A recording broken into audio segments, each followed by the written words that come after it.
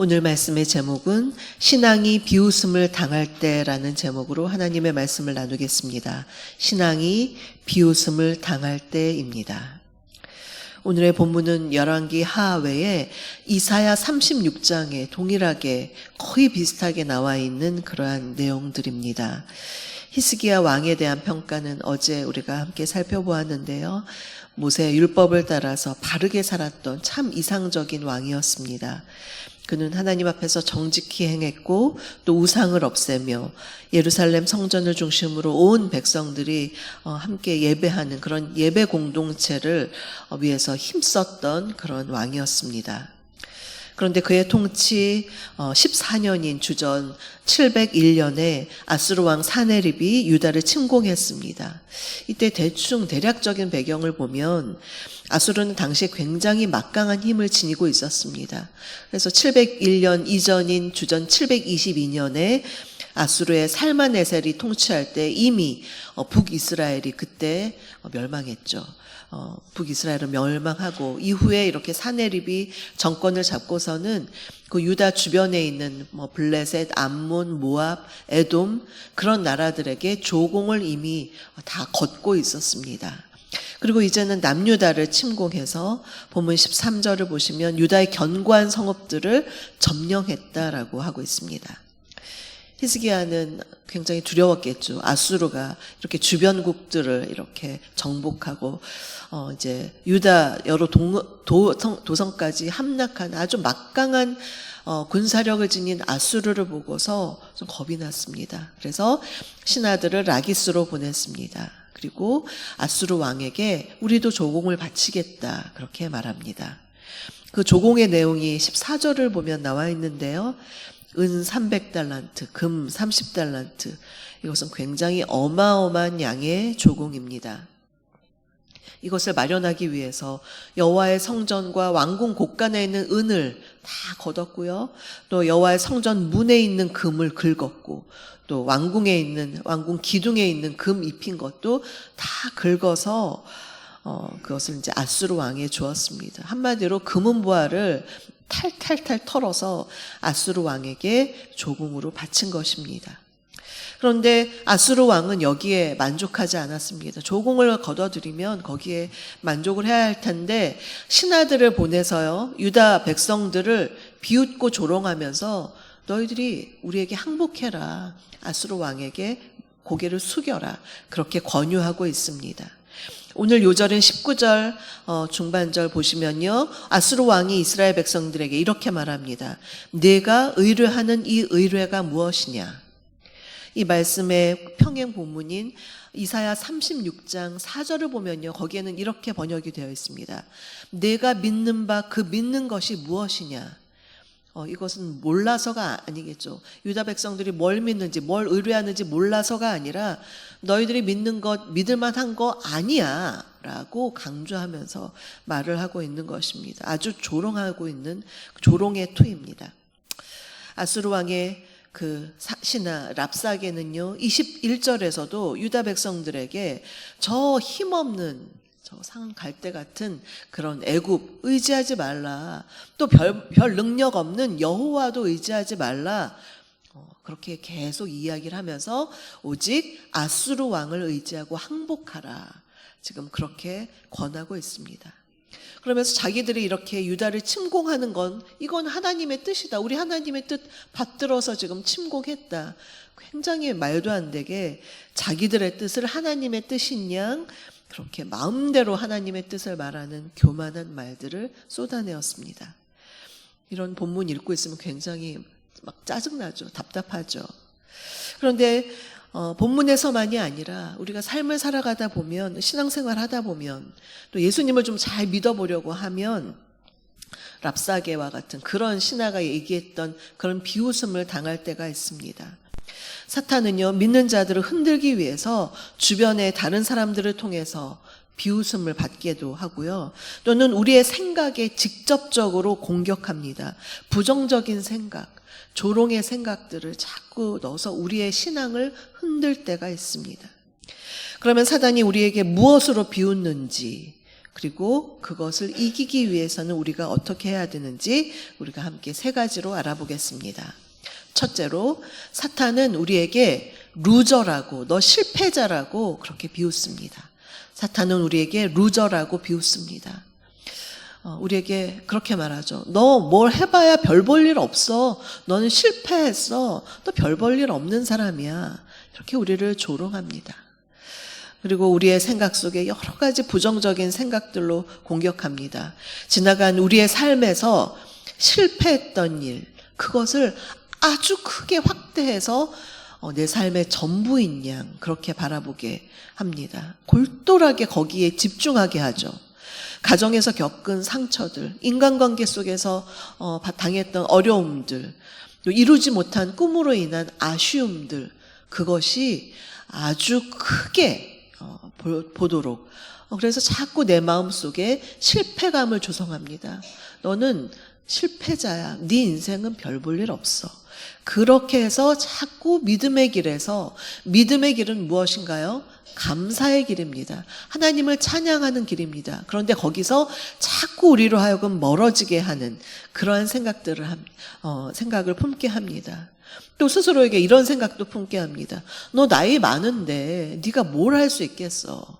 너 건강이 그 정도밖에 안 되는데 네가 무슨 하나님의 일을 한다고 그래? 그러면서 우리의 약점 같은 것들, 아니면 너무 젊은 사람들에게 너의 어린 네가 뭘 알겠어, 이런 식으로 우리 마음속에 조금이라도 걸릴 수 있는 것들을 자꾸 생각을 집어넣어서 우리가 루저 같은 느낌이 들도록 그렇게 비우는 것입니다. 지금 본문에서 랍사게가 유다 백성들을 그런 식으로 비웃고 있습니다. 그러다 우리가 예수 그리스도를 믿는다는 것은 나 자신을 포함해서 나의 지난날의 삶, 또 내 모든 상황, 이것을 나의 눈으로 보는 것이 아니죠. 예수 그리스도, 내 안에 계신 예수 그리스도의 눈으로 나의 삶을 해석하고 나 자신도 그렇게 바라보는 것입니다. 나 자신을 보면 정말 별 볼 일 없는 연약한 사람일 수가 있죠.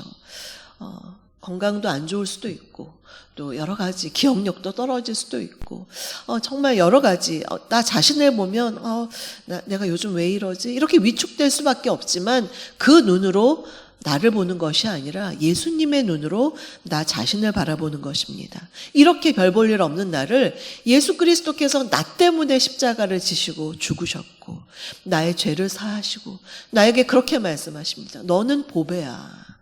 너는 나에게 너무나 존귀한 자다. 그렇게 나를 칭찬합니다. 그렇기 때문에 그 눈으로 나 자체는 nothing입니다. 별거 아니지만 예수 그리스도 안에서 나는 루저가 아니라 위너입니다. 내 안에 계신 예수님께서 이미 승리하셨기 때문에 나는 승리자다. 그것이 바로 우리가 고백할 수 있는 믿음의 고백입니다. 그러므로 사탄이 내 영혼을, 내 신앙을 흔들기 위해서 여러 방법을 통해서 나를 루저라고 공격할 때 우리는 예수 그리스도 안에서 주님이 이미 승리하셨다, 그것을 믿음으로 선포하면서 믿음으로 나아가는 것입니다. 요한복음 16장 33절에서 예수님이 이렇게 말씀하셨습니다. 세상에서는 너희가 환난을 당하나 담대하라. 내가 세상을 이기었노라. 예수 그리스도 안에서 우리 또한 주님과 함께 승리자임을 믿고 선포하시는 저와 여러분 되시기를 주님의 이름으로 축복합니다. 둘째로, 사탄은 하나님을 비웃고 조롱합니다. 사탄은요, 하나님을 비웃고 조롱합니다. 요즘 한창 파리 올림픽으로 들썩이고 있습니다. 각 나라를 대표하는 선수들이 힘겨루기 하는 정말 지구촌의 축제와도 같은 장입니다. 그런데 이번 올림픽 개최국인 프랑스가 보여준 개막식의 한 공연 퍼포먼스, 굉장히 많이 우리에게 실망감과 불쾌감을 주는 공연이었습니다. 그 공연은요, 레오나르도 다빈치의 명화 그 최후의 만찬을 패러디했는데요. 프랑스 가수 카트리느가 술과 욕망의 신 디오니소스를 패러디하면서 알몸에 파란 망사 옷을 입고 꽃과 과일 모형에 둘러싸여서 누의 뜻이 벌거벗은이라는 뜻이거든요. 그 벌거벗은이라는 노래를 불렀습니다. 또한 예수님의 사도 대신에 뒤에 앉아있던 사람들은 여장 남자를 등장시켜서 한마디로 말해서 최후의 만찬을 굉장히 모독하는 그러한 공연을 했습니다. 그래서 기독교계에 많은 반발을 불러일으켰습니다. 최후의 만찬은 어떤 것인가요? 예수 그리스도께서 그 성금요일에 제자들과 함께 그 주님의 죽으심을, 주님의 떡과 포도주를 나누면서 주님의 죽으심의 의미를 되새긴 굉장히 신성한 그 자리를 지금 파리올림픽 개막식에서 술과 욕망의 신과 게이들을 이렇게 그 자리에 오게 해서 세계 모든 사람들이 보는 앞에서 예수님을 모독하고 하나님을 모독하는 그러한 참으로 안타까운 일들이 벌어졌습니다. 사단이 좋아하는 건 이런 거죠. 기독교를 우롱하는 거죠. 예수님을 공격하는 거죠. 사람들이 보는 앞에서 그렇게 조롱하고 비웃는 것.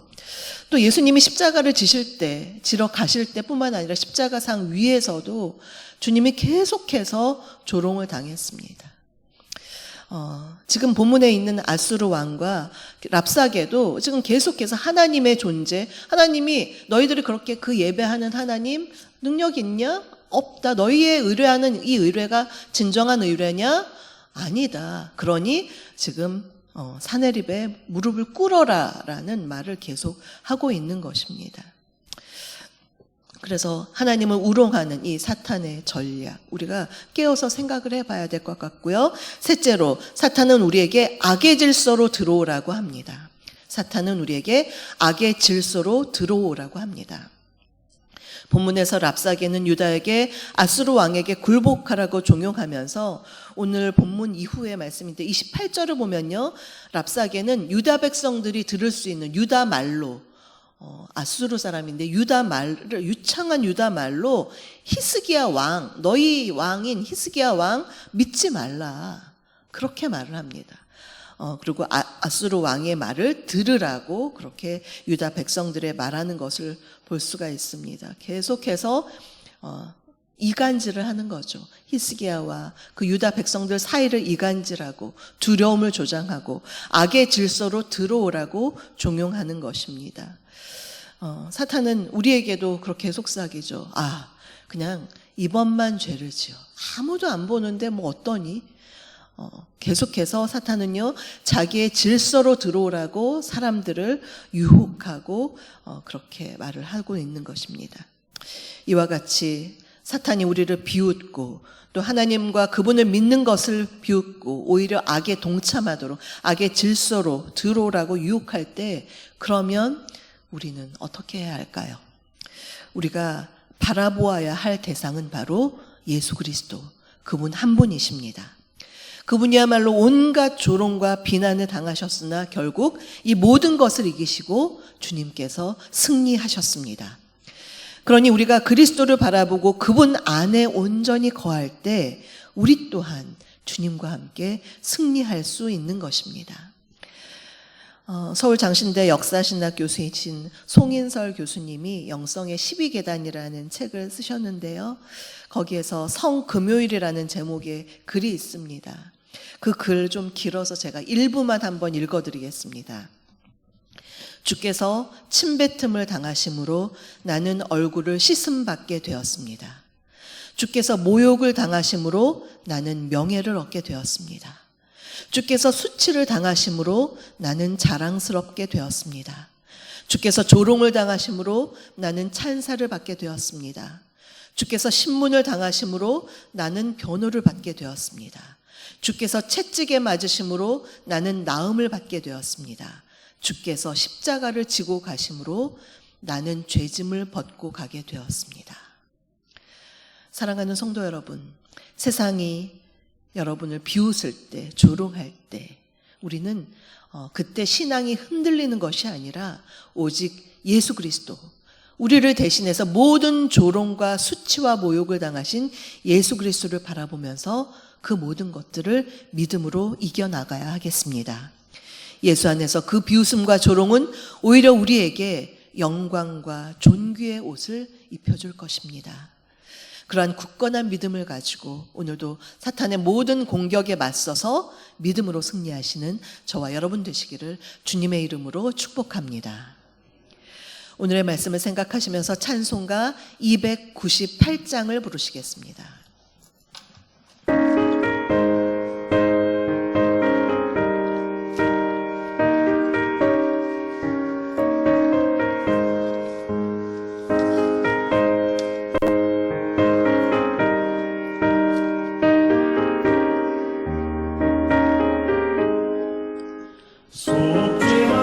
속죄하신 구세주를 내가 찬송하리라. 내게 자유 주시며 주가 고난당했네. 그 신사랑 찬양하리. 나의 죄 사하려고 십자가